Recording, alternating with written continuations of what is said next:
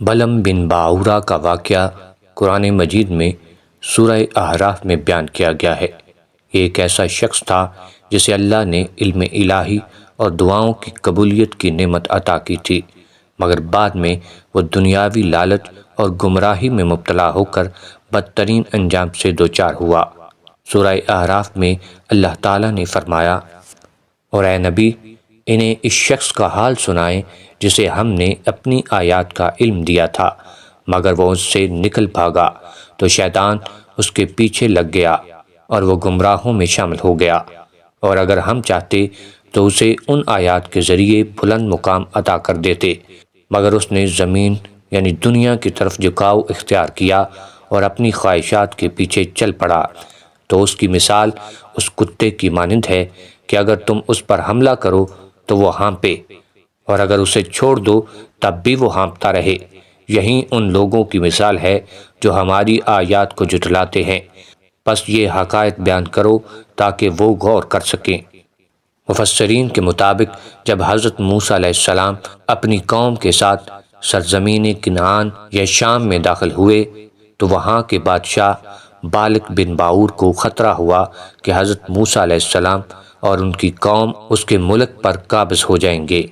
بادشاہ نے اپنے درباریوں کے ساتھ مشورہ کیا اور کہا، ہم حضرت موسیٰ علیہ السلام سے جنگ میں کامیاب نہیں ہو سکتے کیونکہ ان کے ساتھ اللہ کی مدد ہے، اس لیے ہمیں کسی اور تدبیر سے کام لینا ہوگا۔ انہوں نے بلم بن باعورہ کے بارے میں سنا کہ اس کی دعائیں قبول ہوتی ہیں، حالانکہ بادشاہ نے اسے قیمتی تحائف دے دیے اور کہا، تم اللہ کے ہاں مقبول ہو، ہماری مدد کرو اور حضرت موسیٰ علیہ السلام کے خلاف بد دعا کرو تاکہ ان کی قوم تباہ ہو جائے۔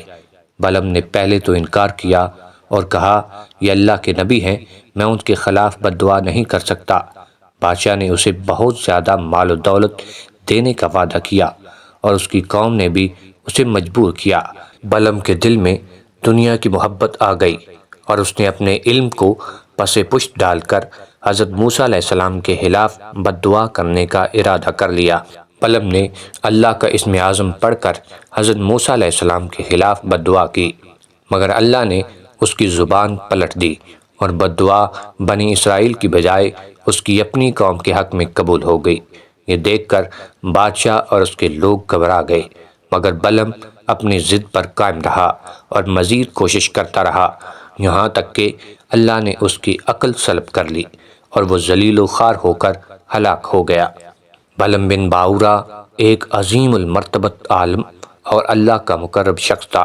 لیکن دنیاوی لالچ اور بادشاہ کی خوشنودی حاصل کرنے کے لیے اس نے اپنا ایمان کھو دیا۔ اس کی مثال قیامت تک کے لیے عبرت بنا دی گئی۔ اللہ تعالی ہمیں اس واقعے سے سبق لینے اور اپنے دین پر استقامت کی توفیق عطا فرمائے، آمین۔